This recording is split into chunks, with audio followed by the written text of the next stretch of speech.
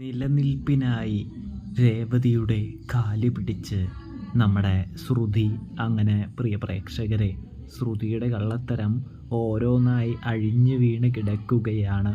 ഇതേ സമയമാണെങ്കിൽ മാറി മാറി എല്ലാവരോടും മാപ്പ് ചോദിക്കുകയും എനിക്ക് തെറ്റുപറ്റിപ്പോയതാണെന്ന് ശ്രുതി പറയുകയും ചെയ്യുമ്പോൾ രവി പറയുന്നുണ്ട്, നിന്നെ എന്ത് കണ്ട് ഞങ്ങൾ വിശ്വസിക്കും?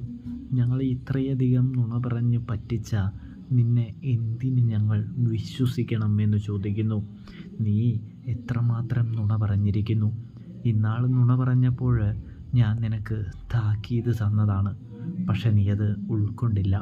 അപ്പോഴെങ്കിലും നിനക്കിതിനെക്കുറിച്ച് ഞങ്ങളോട് ബോധിപ്പിക്കാമായിരുന്നു.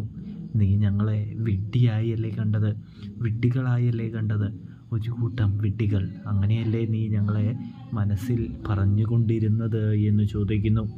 ഇതേ സമയം നമ്മുടെ ശ്രുതി അങ്ങനെയൊന്നുമല്ല എന്ന് പറയുമ്പോഴേക്കും ചന്ദ്രമതിയാണെങ്കിൽ വന്ന് പറയുന്നുണ്ട്, മര്യാദയ്ക്ക് നീ ഇവിടെ നിന്ന് ഇറങ്ങിപ്പോയിക്കോ, അതുതന്നെയാണ് എല്ലാവർക്കും നല്ലത്, എനിക്കും നല്ലത് എന്ന് പറയുന്നു.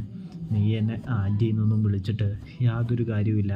നിന്നെ ഞാൻ തലയിൽ വെച്ചുകൊണ്ടല്ലേടി നടന്നത്, പക്ഷേ നീ എന്നെ ചതിക്കുകയായിരുന്നില്ലേടി എന്ന് ചോദിച്ചുകൊണ്ട് നമ്മുടെ ചന്ദ്രമതി പൊട്ടിത്തെറിക്കുകയും ശ്രുതിയെ എടുത്തിട്ടടിക്കുകയും ചെയ്യുമ്പോൾ ശ്രുതി സ്വപ്നത്തിൽ പോലും വിചാരിക്കുന്നില്ല ചന്ദ്രമതി ഇങ്ങനെ പെരുമാറുമെന്ന് കേട്ടോ.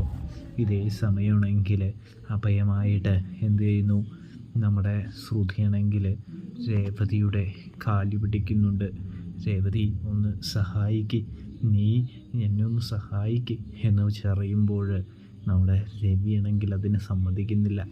രവി പറയുന്നുണ്ട്, അതായത് ഇത്രയും നാൾ എൻ്റെ രേവതി മോളെ കുറ്റം പറഞ്ഞിട്ട് ഇപ്പോൾ രേവതി മോളോട് സഹായം ചോദിക്കുന്നോടി എന്ന് ചോദിക്കുന്നത് കാണാൻ കഴിയും.